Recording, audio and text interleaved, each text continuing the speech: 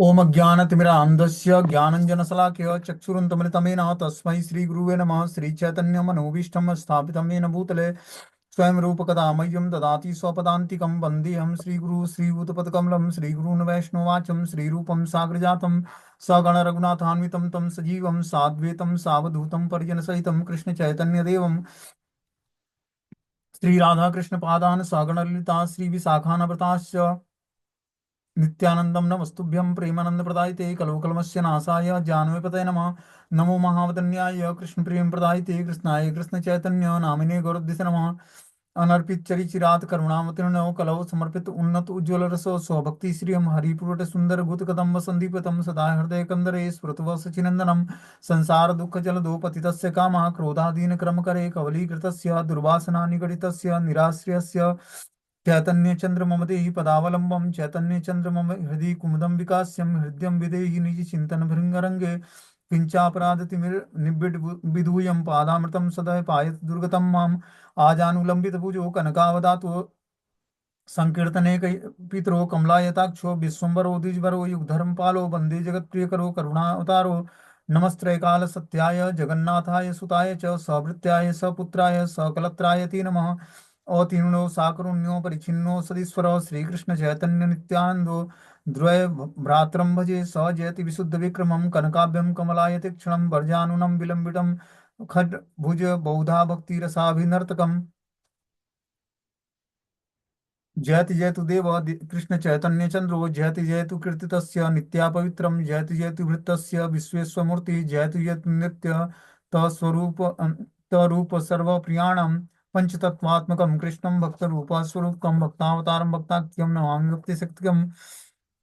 जय श्री कृष्ण चैतन्य प्रभु नित्यानंद श्री अद्वैत गदाधर श्रीवासादि श्री गौर भक्तवृंद। हरे कृष्णा कृष्ण कृष्णा हरे हरे हरे राम राम राम हरे हरे। इसमें हम लोग की महाप्रभु की लीलाएं पढ़ रहे थे, जिसमें आदि खंड प्रथम अध्याय चैतन्य श्री चैतन्य भागवत और श्लोक संख्या 146 नंबर। बोलते हैं मध्य खंडे दुई प्रभु चैतन्य निताई ना चिले न श्रीवास आंगन एठाई। मध्य खंड में श्री चैतन्य देव और नित्यानंद दोनों भाइयों ने एक साथ मिलकर श्रीवास आंगन में नृत्य किया। तो भगवान चैतन्य और नित्यानंद प्रभु श्रीवास आंगन में रात्रि को संकीर्तन होता और नृत्य करते सारे लोग, ठीक है ना। जो कि मायापुर में श्रीवास आंगन है, उसमें चैतन्य और नित्यानंद प्रभु दोनों भाई मिलकर और श्रीवास आंगन में नृत्य करते। मध्य खंडे श्रीवासेर मृत मृत पुत्र मुखे जीव तत्व कहा इला घुचा इला दुखे। मध्य खंड में प्रभु ने श्रीवास के मित्र पुत्र के मुख से जीव के जन्म मरण का रहस्य कहलवाकर सभी के दुख को दूर किया। संकीर्तन के बीच में श्रीवास पंडित का के पुत्र का निधन हो जाता है, शरीर त्याग देता है वो। तो श्रीवास पंडित को पता लगता है, जब देखते हैं घर में जाकर कि उनकी पत्नी रो रही हैं, तो चुप कराते हैं, बोलते हैं कि महाप्रभु के नृत्य में बाधा नहीं आनी चाहिए, संकीर्तन में बाधा नहीं आनी चाहिए, भले हमारे इस तरह से हजारों पुत्र मर जाएं, लेकिन महाप्रभु का संकीर्तन बंद नहीं होना चाहिए, आप रोइए मत। लेकिन महाप्रभु को पता लग जाता है कि कुछ न कुछ अनहोनी घटना घटी है। पूछते हैं कि हे श्रीवास पंडित, क्या हुआ आपके घर में, आज संकीर्तन में उत्साह नहीं आ रहा है। तो महाप्रभु को बताया उन्होंने कि हमारे पुत्र का निधन हो गया। तो महाप्रभु ने क्या किया, उनके पुत्र को फिर से जीवित किया, मृत पुत्र को, और उसके मुख से जन्म मरण का रहस्य कहलवाकर सभी के दुखों को दूर किया। महाप्रभु ने क्या किया, उस पुत्र को फिर से जीवित किया, और श्रीवास पंडित और उनके जो परिवार वाले थे उसके मुख से, पुत्र के मुख से क्या किया, जीव के मरण और जन्म का रहस्य कहलवाकर उन सारे लोगों के दुख को दूर किया।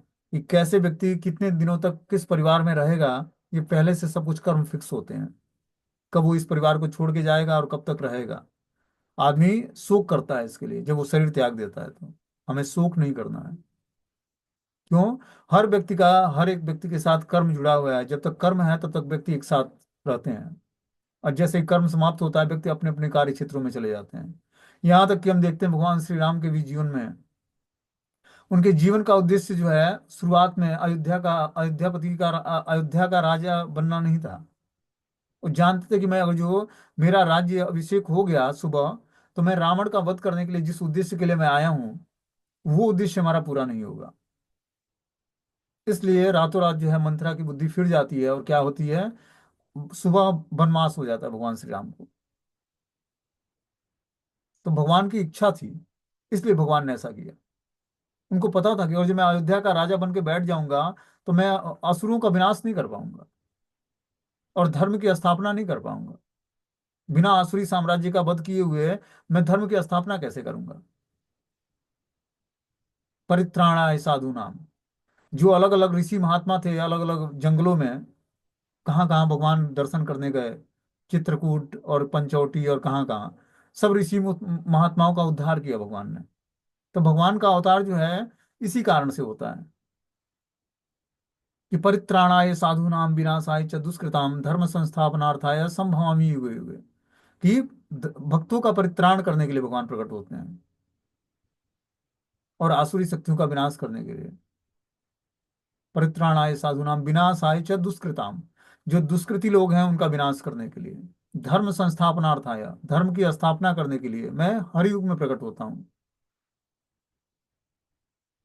तो राम अवतार में हम देखते हैं कि भगवान श्री राम जो है जंगल में जाते हैं तो सारे ऋषि महात्माओं को प्रेम प्रदान करते हैं, आनंद प्रदान करते हैं और आसुरी शक्तियों का विनाश करते हैं जो उनके यज्ञ में खलल डालते हैं। उन सारे असुरों का भगवान ने वध किया। विश्वामित्र मुनि इसीलिए उनको ले गए थे दशरथ महाराज से मांगकर। दशरथ महाराज देने को तैयार नहीं थे अपने पुत्र को, लेकिन क्या हुआ, विश्वामित्र मुनि ने बोला कि मैं इनको कला सिखाऊंगा युद्ध का। आप बोलते हो कि अब ये बच्चे हैं तो मैं इनको कला सिखाऊंगा कि युद्ध कैसे करना है, लेकिन इनको आप भेजिए हमारे साथ। तो वशिष्ठ मुनि के कहने पर विश्वामित्र मुनि के साथ उन्होंने भेजा दशरथ जी ने। और फिर जब हम देखते हैं कि अंत में जो है जब भगवान जंगल को जाने का होता है, जब वो लास्ट में 14 वर्ष का वनवास होता है कैकेयी के वरदान के अनुसार, तो उस समय पता था भगवान को कि हमारे वियोग को पिताजी सहन नहीं कर पाएंगे और शरीर त्याग देंगे। लेकिन उद्देश्य उनका क्लियर था कि मुझे जाकर आसुरी शक्तियों का विनाश करना है और भक्तों का परित्राण करना है। तो भगवान के साथ जब ऐसी घटना हो सकती है तो हम तो बद्ध जीवात्मा है, ठीक है ना। हम लोग को तो अपने कर्मों के अनुसार भोग तो मिलना ही है, परिणाम तो मिलेगा ही। तो उसको हमें स्वतंत्र प्रसन्न होकर भोगना है। जो भी अब हमने कर्म किया है उसके जो परिणाम मिलने हैं उसको प्रसन्नता पूर्वक उसको हमें दुख या सुख को प्रसन्नता पूर्वक भोगना है। तब जाकर वो धीरे धीरे कर्म समाप्त होगा, दुखी होने से कुछ मिलने वाला नहीं है।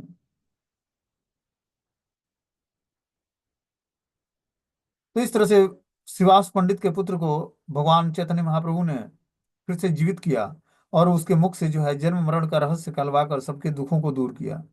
बोलते हैं श्रीवास पंडित के पुत्र परलोकगत के मुख से जीव की गति आदि का वर्णन कराकर उसके परिजनों के विरह के दुख को दूर किया भगवान ने। चैतन्य अनुग्रह श्रीवास पंडित पासारलीला पासरीला पुत्र शोक जगते विदित। इस जगत में विदित श्री चैतन्य देव के अनुग्रह से श्रीवास पंडित का पुत्र शोक को भूल गए। भगवान चैतन्य महाप्रभु के अनुग्रह से ही जो है श्रीवास पंडित अपने पुत्र शोक को भूल गए। जब उनके पुत्र का शरीर त्याग त्याग देता है अपना पुत्र उनका शरीर, तो क्या होता है वो शोकित हो जाते हैं। लेकिन फिर चैतन्य महाप्रभु की कृपा से धीरे धीरे उनका शोक दूर होता है। मध्य खंडे गंगा पड़ीला दुख पाइया नित्यानंद हरिदास अनिल तुलिया। मध्य खंड में महाप्रभु के दुखित होकर गंगा में कूदने से श्री नित्यानंद हरिदास उनको उठा कर लाए। तो महाप्रभु चैतन्य जब दुखी होते तो गंगा में कूदने का वो प्रण करते और फिर जाकर नित्यानंद और हरिदास उनको उठा कर लाते हैं। मध्य खंडे चैतन्य अवशेष पात्र ब्रह्मार दुर्लभ नारायणी पाइला मात्र। मध्य खंड में श्री चैतन्य के प्रसाद का अवशेष पाकर पात्र जो कि ब्रह्मा को भी दुर्लभ है, वह एकमात्र नारायणी नहीं पाया। महाप्रभु मूल परतत्व वस्तु हैं, उनका उचिष्ट जगत के मूल पुरुष विधाता ब्रह्मा के लिए भी दुष्प्राय वस्तु है। जो महाप्रभु चैतन्य हैं वो परम भगवान है, परम तत्व हैं।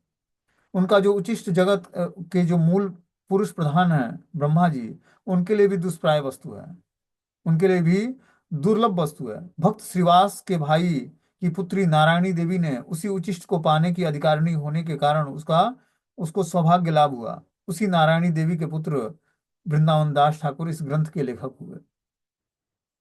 इस ग्रंथ के लेखक जो है वृंदावन दास ठाकुर हैं, जो कि नारायणी देवी के पुत्र थे। और नारायणी देवी स्वयं जो है महाप्रभु के 3.5 पार्षद बहुत ही खास थे। महाप्रभु के 3.5 पार्षद थे जो बहुत ही खास थे। 3.5 पार्षदों में नारायणी देवी आधा थी, मतलब 3.5 मतलब 3 और आधा, 3.5 हुआ ना। तो उसमें से नारायणी आधा, क्योंकि ये स्त्री थी, बाकी 3 पुरुष थे उसमें। और नारायणी माता जो थी, जो वृंदावन दास ठाकुर की माता हैं, उनको आधा काउंट किया है। तो इस तरह से महाप्रभु के 3.5 पार्षद थे, जो बहुत ही घनिष्ठ पार्षद थे उनके। बोलते हैं मध्य खंडे सर्व जीव उद्धार कारणे संन्यास करीते प्रभु करीला गमन। मध्य खंड में सभी जीवों के उद्धार के निमित्त प्रभु ने संन्यास लेने के लिए गमन किया। जीव के जीवन की 4 अवस्थाएं होती हैं, उनमें से सर्व उपेक्षा संन्यास ही श्रेष्ठ अवस्था है। जो 4 अवस्थाएं हैं, ब्रह्मचारी, गृहस्थ, वानप्रस्थ और संन्यास, उसमें से संन्यास अवस्था जो है सर्व सर्व अपेक्ष और श्रेष्ठ अवस्था है। सभी अवस्थाओं के जीव सन्यासी के उपदेश को ग्रहण किया करते हैं एवं उसके द्वारा अपने अपने संसार के बंधन से विमुक्त होते हैं। श्री गौर सुंदर द्वारा उसी तुर्याश्रम को स्वीकार करने से सभी जीवों के अपने अपने विषयों से मुक्ति लाभ हुई थी। यथा श्री चैतन्य चंद्रामृत ग्रंथ में 133वें श्लोक में स्त्री पुत्रादि कथा जहु विषयण शास्त्रा प्रवादम बुद्ध्या, मतलब जो स्त्री पुत्र आदि में फंसा होता है वो व्यक्ति जो है भगवत प्राप्ति के लिए ये सब सारी चीजें अवरोध उत्पन्न करती हैं। इसीलिए बता रहे हैं कि यहाँ पर गौर सुंदर ने तुर्य आश्रम जो संन्यास आश्रम है उसको स्वीकार किया और सभी जीवों को मुक्ति लाभ किया। संन्यास आश्रम स्वीकार करके सारे जीवों को मुक्ति कैसे प्राप्त हो, भक्ति कैसे प्राप्त हो, इसका ज्ञान प्रदान किया उन्होंने। कीर्तन करिया आदि अवधि संन्यास यही हेते कही मध्य खंडेरा विलास। कीर्तन से आरंभ करके संन्यास ग्रहण लीला तक मध्य खंड का विलास है। तो जो मध्य खंड में भगवान श्री चैतन्य महाप्रभु का जो कीर्तन लीला है और संन्यास ग्रहण करने की लीला है वो मध्य खंड में दिया हुआ है। और आगे बता रहे कि मध्य खंडे आछे आर कत कोटि लीला वेद व्यास वर्णिवेन से सकल खेला। मध्य खंड में और भी कोटि कोटि लीलाएं हैं जिन्हें वेद व्यास वर्णन करेंगे। ईश्वरपुरी से श्रवण करने के बाद महाप्रभु की हरि कीर्तन प्रचार लीला से आरंभ करके नवदीप परित्याग पूर्ण संन्यास ग्रहण तक की लीला मध्य खंड में वर्णित है। कि महाप्रभु चैतन्य जो है ईश्वरपुरी से जाकर दीक्षा लेते हैं और उनसे श्रवण करते हैं वो, और हरि कीर्तन कीर्तन प्रचार लीला और नवदीप परित्याग करके संन्यास ग्रहण करने तक की लीला जो है मध्य खंड में दिया हुआ है। इस ग्रंथ में वर्णित प्रभु की लीलाओं के अतिरिक्त और भी उनकी अनंत कोटि लीलाएं हैं। श्री व्यास देव भविष्योत्तर काल में वही सब लीला कथाओं का वर्णन करेंगे। विरुद्ध सिद्धांत और रसाभास युक्त किसी काल्पनिक लीला का भगवान में आरोप करने से अपराध होता है एवं वह व्यास की अनुगत संप्रदाय से सर्वथा परित्यज्य है। तो इस तरह से इसमें बता रहे हैं कि जो है जो रसाभास या विरुद्ध सिद्धांत है उसको इस ग्रंथ में प्रस्तुत नहीं किया गया है, क्योंकि ये काल्पनिक लीलाओं का भगवान में आरोप करने से अपराध होता है। जो काल्पनिक लीलाएं जो भगवान ने नहीं किया है, कल्पना मात्र है, उस लीलाओं का इसमें वर्णन नहीं है। मतलब यहाँ पर भगवान की जो सत्य लीलाएं हैं उनका वर्णन है जो भगवान चैतन्य महाप्रभु ने किया है। आगे बता रहे हैं कि शेष खंडे विश्वम्भर करीला संन्यास श्री कृष्ण चैतन्य नाम तबे प्रकाश। शेष खंड में श्री विश्वम्भर ने संन्यास ग्रहण किया तब उनका नाम श्री कृष्ण चैतन्य नाम प्रकाशित हुआ। उससे पहले उनका नाम विश्वम्भर था। विश्वम्भर ने जब संन्यास ग्रहण किया तो उनका नाम पड़ा श्री कृष्ण चैतन्य, और यही नाम पूरे विश्व में प्रकाशित हुआ उनका। बोलते हैं जड़ विषय के अभिनिवेश के परित्याग का ही नाम संन्यास है। कि जड़ जो जड़ विषय है, भौतिक विषय है, उसके जो अभिनिवेश है उसमें हमारी चेतना, उसका परित्याग करना ही संन्यास कहलाता है। ऐसा नहीं कि सन्यासी ही सन्यासी होता है। हर व्यक्ति सन्यास की स्थिति को प्राप्त कर सकता है जीवन के अंत में। उसको क्या करना पड़ेगा, जो जड़ विषय है, भौतिक विषय है, उसमें अपनी चेतना का जो निवेश है उसका परित्याग करना पड़ेगा। तब उसको भी वही गति प्राप्त होगी जो एक सन्यासी को प्राप्त होती है। सन्यासी क्या करता है, हर एक वस्तु व्यक्ति स्थान को भगवान की दिव्य सेवा में लगा देता है और अपनी चेतना को भौतिक प्लेटफॉर्म से हटाकर आध्यात्मिक स्थिति में स्थिर कर देता है। मन वचन और कर्म से भगवान की दिव्य सेवा करता है। तो सन्यासी कहलाता है। तो हमें भी, और जो उच्च भगवान की भक्ति में संन्यास ग्रहण करना है, तो संन्यास का मतलब होता है कि भौतिक प्लेटफॉर्म से अपनी चेतना को हटाकर और बहुत आध्यात्मिक प्लेटफॉर्म पर स्थिर करना, यही संन्यास है। हर वस्तु व्यक्ति स्थान को भगवान की दिव्य सेवा में लगा देना, यही संन्यास है। मन बुद्धि को एकाग्र करके भगवान के श्री चरणों में स्थिर करना, यही संन्यास है। संन्यास का कोई दूसरा अर्थ नहीं है, सेफ्रॉन वस्त्र पहने और डंडा धारण करे वही सन्यासी है। संन्यास का मतलब है कि भौतिक वस्तु व्यक्ति स्थान से विराग और आध्यात्मिक वस्तु व्यक्ति स्थान से अटैचमेंट। तब जाकर मन बुद्धि, मन वचन और कर्म से भगवान को समर्पित हो जाना। जैसा मन वैसा ही वचन और वैसा ही कर्म, जैसा वचन वैसा ही कर्म, ऐसा नहीं बोलते कुछ और करते कुछ और है।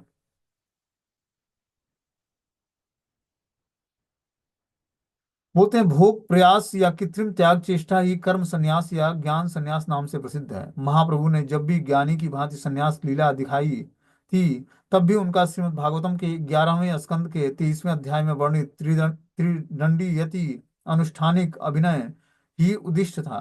प्रभु के मुख से एता समास्थाय श्लोक की भिक्षु गीत ही उनके मुकुंद सेवापरायण यति वेश धारण का प्रणाम है। ग्रहोपासक की तरह सारूप्य लाभ का विचार जीव शिक्षक प्रभु ने तनिक भी ग्रहण नहीं किया। क्या बोलते हैं यहाँ पर कि जो चैतन्य महाप्रभु थे, उन्होंने 11वें स्कंद के 23वें अध्याय में जो है एक त्रिदंडी यति अनुष्ठानिक अभिनय ही उद्दिष्ट किया गया है। उसमें एक यति ब्राह्मण का अभिनय जो कर रहे हैं, उनका उनका उनकी लीलाओं का वर्णन किया गया है। महाप्रभु के मुख से एता समास्थान श्लोक में भिक्षु गीत, जो उसमें भिक्षुक ने गीत गाया है, उस गीत को ही मुकुंद सेवा परायण यति वेश धारण करके उन्होंने प्रणाम किया है। मतलब संन्यास धारण करके उसी जो 11वें स्कंद के 23वें अध्याय में जो वर्णन है भिक्षु गीत के नाम से, उसी को मुकुंद सेवा परायण होकर और यति वेश धारण करके भगवान ने उसको अंगीकार किया है। अहम ग्रहोपासना की तरह सारूप्य लाभ का विचार जीव शिक्षक प्रभु ने तनिक भी ग्रहण नहीं किया। भगवान ने तनिक भी जो सारूप्य लाभ करने का विचार है कि भगवान जैसा स्वरूप प्राप्त हो जाए, इसके लिए भगवान ने कभी प्रयास नहीं किया चैतन्य महाप्रभु ने। त्रिदंडी सन्यासी के वेश में बाह्य दर्शन में सूत्र शिखा आदि देखे जाते हैं। आज भी शिक्षा को चैतन्य शिक्षा नाम से पुकारा जाता है। शिखा सूत्र विहीन सन्यासी के बदले शिखा सूत्र धारण करने वाले सन्यासी गण ही चैतन्य देव के प्रिय भक्त होते हैं। तो जो मायावादी सन्यासी होते हैं वो शिखा और सूत्र, जनेऊ और शिखा नहीं रखते हैं। लेकिन जो वैष्णव सन्यासी होते हैं वो क्या करते हैं, शिखा भी रखते हैं और जनेऊ भी धारण करते हैं। तो चैतन्य महाप्रभु के जो फॉलोवर हैं वो शिखा और सूत्र को त्यागते नहीं है, उसको धारण करते हैं। भक्त सन्यासी भक्ति के प्रतिकूल अनुष्ठानों का परित्याग करते हैं। वे फल्गु वैराग्य का आदर न करके युक्त वैराग्य का ही अनुमोदन करते हैं।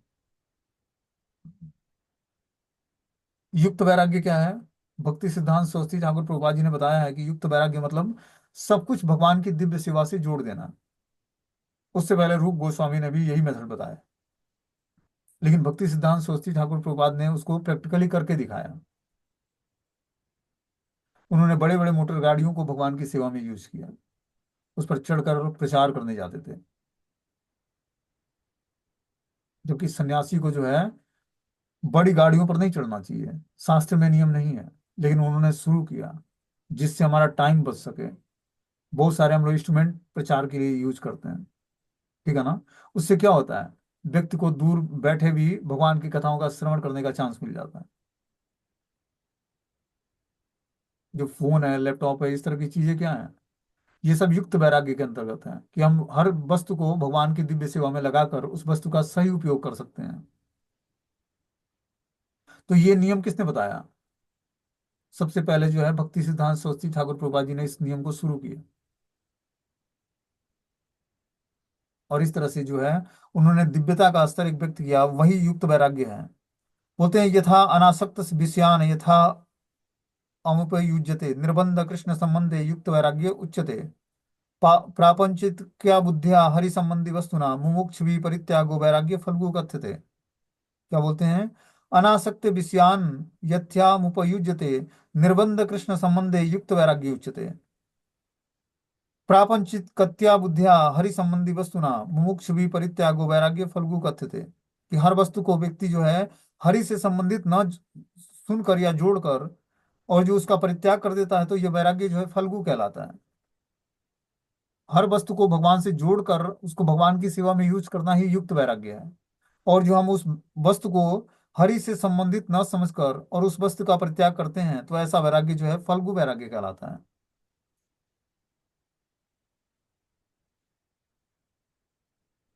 बोलते हैं शेष खंडे सुनी प्रभु शिखार मुंडन विस्तार विस्तर करीला प्रभु अद्वैत क्रंदन। शेष खंड में श्री अद्वैत प्रभु ने श्री विश्वम्भर के शिखा मुंडन की बात सुनकर अति क्रंदन किया। महाप्रभु जब चैतन्य संन्यास ग्रहण करते हैं तो क्या करते हैं, उनके पहले बाल जो है घुघराले और सुंदर थे, गोल्डन स्वरूप और काले बाल, तो बहुत ही सुंदर स्वरूप था भगवान का। लेकिन जब वो संन्यास ग्रहण किया उन्होंने, तो शिखा और बाल का मुंडन कराया, क्योंकि वो मायावादी सन्यासी से संन्यास ग्रहण किया था उन्होंने। तो मायावादी सन्यासी लोग जो है शिखा नहीं रखते हैं। बोलते हैं शेष खंडे सची दुख अकथ्य कथन चैतन्य प्रभावे सवार रहिला जीवन। शेष खंड में श्री सची देवी का कथनीय दुख वर्णित है, किंतु श्री चैतन्य महाप्रभु के प्रभाव से सभी अपने जीवन की को धारण करने में समर्थ हुए। महाप्रभु के अनुग्रह से ही सची माता विष्णु प्रिया देवी और सभी भक्त प्रभु के विरह में उत्पन्न अवर्णनीय दुख को सहन करके कृष्ण सेवा द्वारा जीवन धारण करने में समर्थ हुए। तो महाप्रभु की जो माता सची देवी थी और जो पत्नी थी विष्णु प्रिया देवी, वो सभी भक्त लोग प्रभु के विरह से उत्पन्न अवर्णनीय दुख को सहन करके कृष्ण सेवा द्वारा जीवन धारण करने में समर्थ हुए। उन्होंने जीवन धारण करने के लिए कृष्ण का की भक्ति का सहारा लिया। अब मान लो जिस व्यक्ति का कोई नहीं है, वो कैसे जीवन जिएगा इस भौतिक संसार में। देखो कि अगर जो किसी का पति मर जाता है या किसी का पुत्र नहीं है या किसी का कुछ भी नहीं है, तो उसको लगता है कि अब जीवन का उद्देश्य हमारा कैसे पूरा होगा, मैं कैसे जीऊंगा या कैसे आगे परवरिश होगी हमारी। लेकिन अगर जो कृष्ण भक्ति को अडॉप्ट कर लेता है, तो भगवान उसका चार्ज ले लेंगे अपने हाथ में। उसको जीवन का एक रास्ता मिल जाएगा जीने का, एक माध्यम मिल जाएगा, एक सहारा मिल जाएगा। इसलिए जीवन में भगवान की भक्ति को ही अपने सहारा बनाना है। क्योंकि हो सकता है कि जो हम जिस परिजन को हम अपना खास मानते हो, वो ज्यादा दिन तक हो सकता है हमारे साथ न रहे। लेकिन भक्ति जो है, भक्ति और भगवान ये कभी साथ नहीं छोड़ने वाले हैं, ये परमानेंट हमारे साथ रहेंगे, है ना। इसीलिए अटैचमेंट हमें भौतिक वस्तुओं से नहीं बनानी है, भौतिक व्यक्तियों से नहीं बनानी है। क्योंकि जब हम भौतिक वस्तुओं और व्यक्तियों से अपना संबंध हम घनिष्ठ बना लेते हैं, तो क्या होता है कि जब वो बिछड़ेगा हमसे, तो उससे हमें दुख उत्पन्न होगा, और उस विरह को व्यक्ति उस दुख को हम सहन नहीं कर पाएंगे। इसीलिए हमें अटैचमेंट बहुत ही इस भौतिक संसार में किसी भी वस्तु व्यक्ति स्थान से अटैच नहीं होना है। ठीक है ना। तभी वो हमसे आज नहीं तो कल हर व्यक्ति जो है एक दूसरे से बिछड़ने वाला है। यही सत्यता है क्योंकि मृत्यु अटल है और निश्चित है, सबकी मृत्यु होनी है। कोई पहले जाएगा, कोई बाद में जाएगा, और कर्मों के हिसाब से ही हमें पूरा परिवार मिला है। ठीक है ना। और आज नहीं तो कल सारे लोग छोड़ के जाने वाले हैं, इस बात को हमें स्वीकार कर लेना पड़ेगा। इसीलिए सारी चीजें जो है शास्त्र में पहले से वर्णित है कि इस बातों को स्वीकार करो और कृष्ण को अपना परम हितैषी परम मित्र मानो। ये कभी आपके साथ नहीं छोड़ेंगे, और यही आपकी जो की हुई भक्ति ही आपके साथ जाएगी। आदमी मुट्ठी बंद करके आता है और मुट्ठी खोल कर चला जाता है, लेकिन भक्त लोग मुट्ठी बंद करके आते हैं और भक्ति लेकर चले जाते हैं।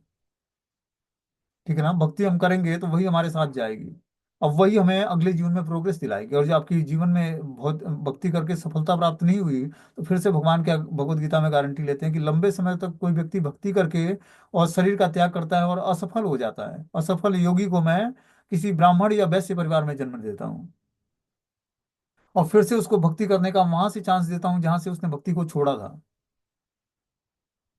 मान लो इस जीवन में 51% भक्ति हुई, तो अगले जीवन में 92% से भक्ति शुरू होगी आपकी। भक्ति कभी क्षीण नहीं होती है। भौतिक संसार में क्या होता है, आपने मान लो पढ़ाई की, आपने एमबीबीएस एमडी डॉक्टर बन गए,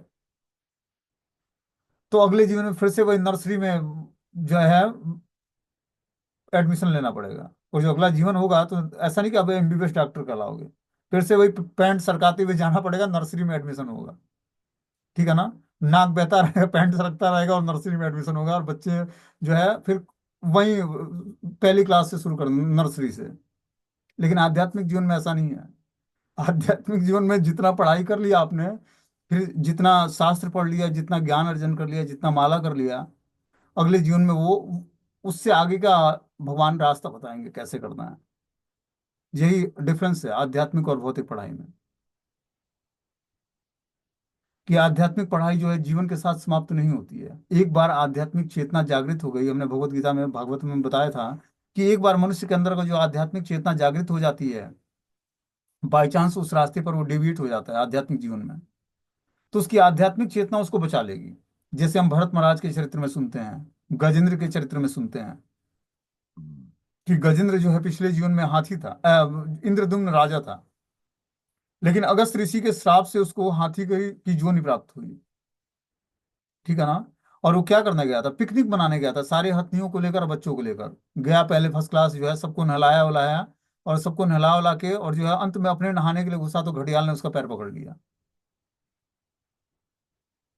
अब जितनी भी उसकी पत्नियां थी, हथनियां और बच्चे, सब उसका, कोई पूंछ पकड़ के खींच रहा है, कोई पैर पकड़ के खींच रहा है, लेकिन वो जल से निकले कैसे, क्योंकि मगरमच्छ ने पैर पकड़ रखा था उसका। तो सारे जब हार गए तो अंत में लौट जाते हैं सारे, जितनी भी उसकी पत्नियां थी और जितने बच्चे थे, कि अब पिताजी तो बाहर निकलने वाले हैं नहीं, तो वो लौट आते हैं। अब ये मगरमच्छ से 1,000 सालों तक युद्ध करता रहा जल में, और मगरमच्छ की शक्ति बढ़ती रही, क्योंकि वो जल में था और इसका ब्लड भी चूस रहा था। तो अंत में अब गजेंद्र को लगा कि अब मैं हार जाऊंगा। तो क्या करता है, उसकी पूर्व जीवन की चेतना जागृत हो जाती है, और जो पूर्व जीवन में जो भगवान को ऑफरिंग किया था प्रेयर्स, वो प्रेयर्स भगवान को ऑफरिंग करता है, जिसमें इंद्रदुम्न राजा था और भगवान का महान भक्त था।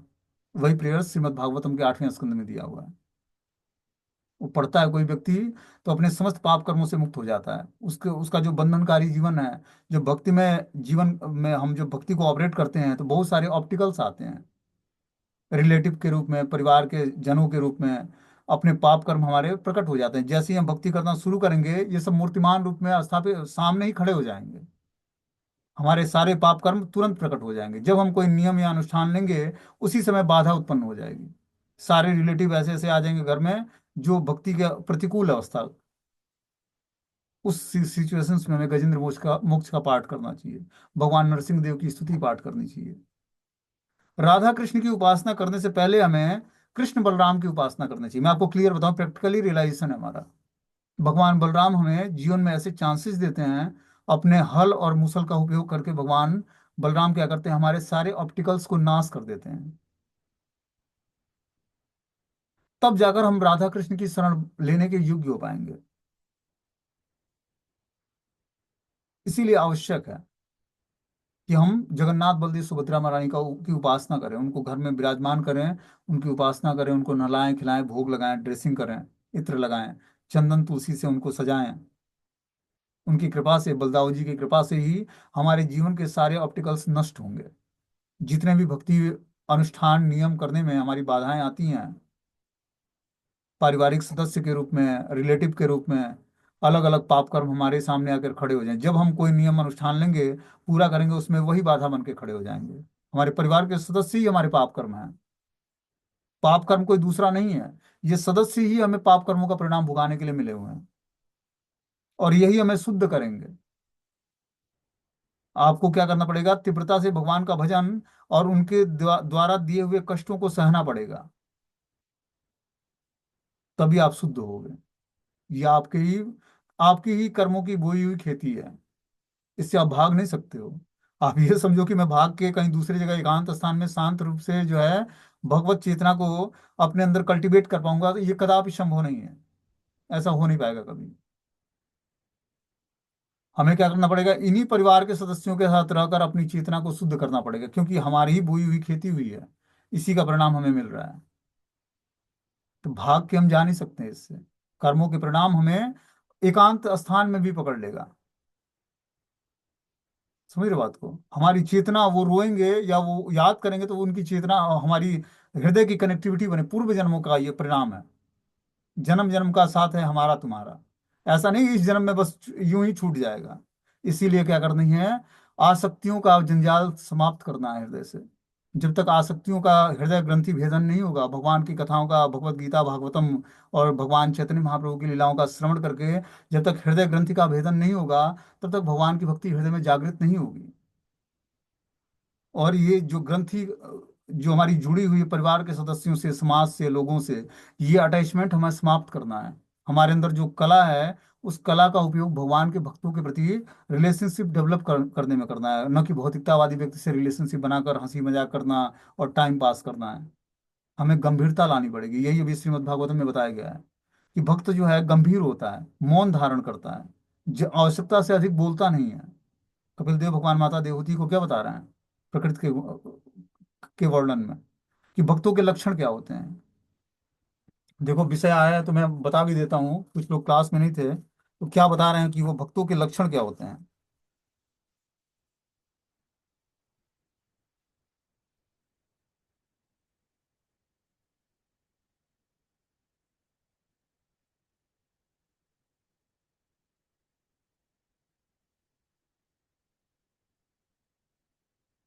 उसे एकांत स्थान में रहना चाहिए, सदैव विचारवान, शांत, मैत्रीपूर्ण, उदार और स्वरूप सिद्ध होना चाहिए। विचारवान होना चाहिए, शांत होना चाहिए, उसका व्यवहार मैत्रीपूर्ण होना चाहिए, उदार होना चाहिए और स्वरूप सिद्ध होना चाहिए। उसको हमेशा याद रहना चाहिए कि मैं, मेरा स्वरूप है भगवान की दासता स्वीकार करना, न कि भौतिक वस्तु व्यक्ति स्थान की दासता स्वीकार करना। उसका शांत प्रिय होना चाहिए, उसको जरूरत से ज्यादा बोलना नहीं है। मैत्रीपूर्ण व्यवहार होना चाहिए, ईर्ष्या द्वेष नहीं होना चाहिए, उदार हृदय होना चाहिए और सदैव विचारमान होना चाहिए, समभाव की स्थिति प्राप्त होनी चाहिए। तब जाकर वो पंडित कहलाएगा।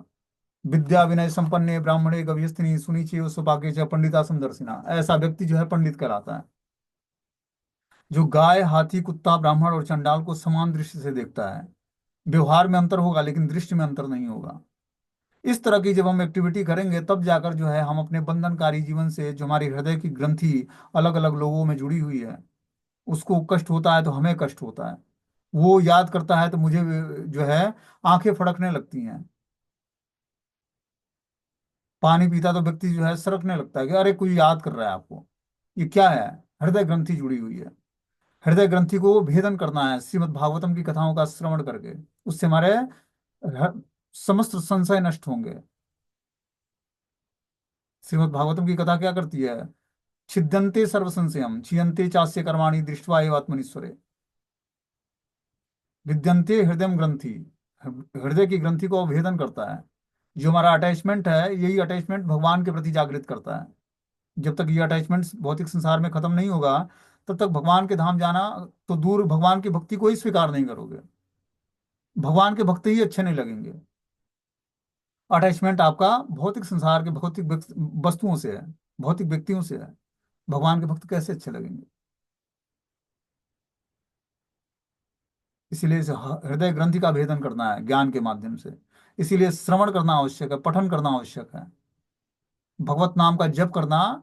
ये सब झूम फूम की चैंटिंग बंद करके और क्लियरली बोल कर सुनना पड़ेगा।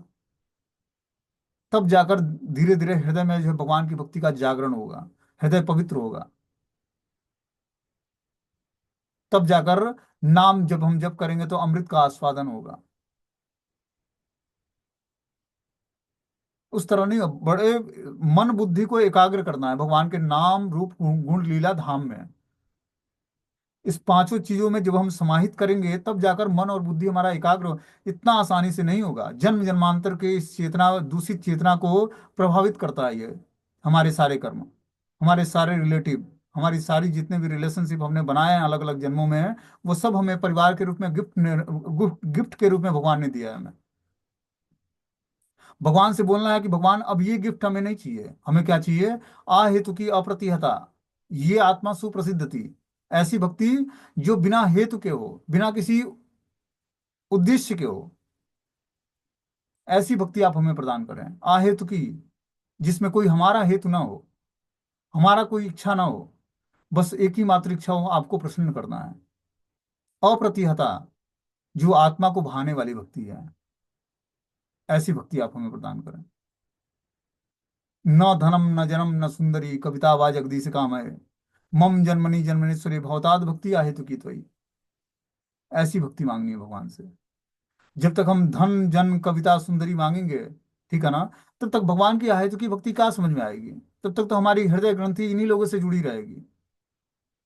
वो हमें याद करेंगे, मैं उनको याद करूंगी, और इस तरह से जो है दोनों का आपस में प्रेम विवाद चलता रहेगा। कहाँ से भगवान से उसका राधा राधा और कृष्ण के जो प्रेम विवाद है, उस विषय पर चर्चाएं कब आप अपने जीवन में शुरू करोगे,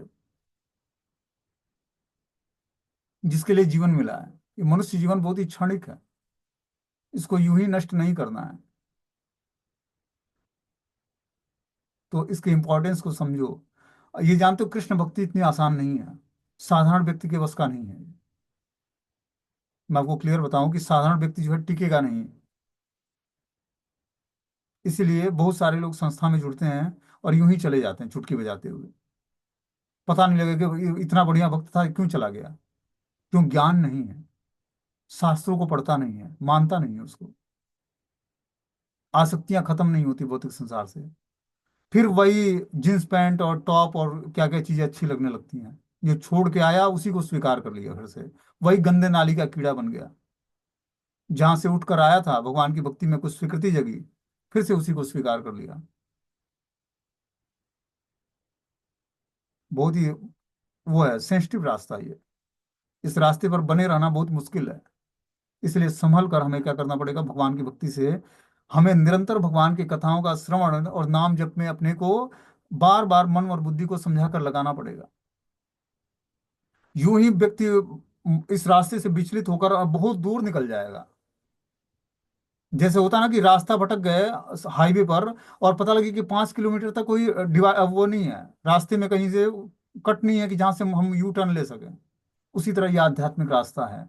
एक बार आप भटक गए तो कई किलोमीटर तक चलो जाओगे, दूर दूर तक कोई पता नहीं लगेगा कि फिर से कहीं से आपको कहीं कट मिले जहां से आप मुड़कर फिर से आध्यात्मिक जीवन में आ पाओ।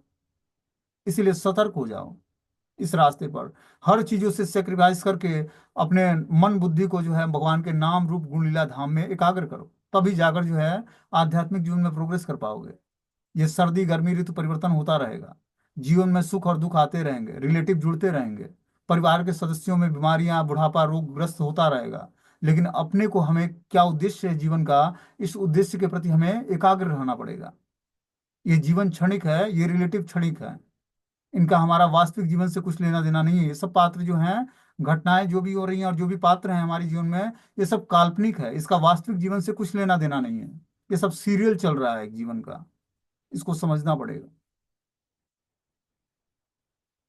तब जाकर हम जीवन में के वास्तविक सार को ग्रहण कर पाएंगे। ये भगवान श्री चैतन्य महाप्रभु को जो जो लीलाएं हैं, वो युक्त वैराग्य बता रहे हैं। कि युक्त वैराग्य का मतलब है कि सब कुछ भगवान की सेवा से जोड़ देना है। नहीं जुड़ता है तो छोड़ देना है, वो प्रतिकूलस्य है। उस प्रतिकूल चीजों को छोड़कर और अनुकूल चीजों को स्वीकार करना है, यही हमारी भक्ति का वास्तविक परिणाम है। कि अनुकूलस्य संकल्पम प्रतिकूलस्य वर्जनम। तब जाकर रक्षिति इत विश्वास हो, तब जाकर ये विश्वास होगा कि कृष्ण हर परिस्थिति में हमारी रक्षा करेंगे, और वही हमारे वास्तविक मित्र हैं, वही हमारे वास्तविक परिजन हैं। तभी जाकर हमारा विश्वास उत्पन्न होगा, और तभी हम दृढ़तापूर्वक भगवान की भक्ति को स्वीकार करेंगे। ठीक है ना। हरे कृष्णा। कोई क्वेश्चन है तो आप लोग पूछ सकते हो, 1 आध मिनट बचा हुआ है, नहीं तो ये मीटिंग क्लोज हो जाएगी।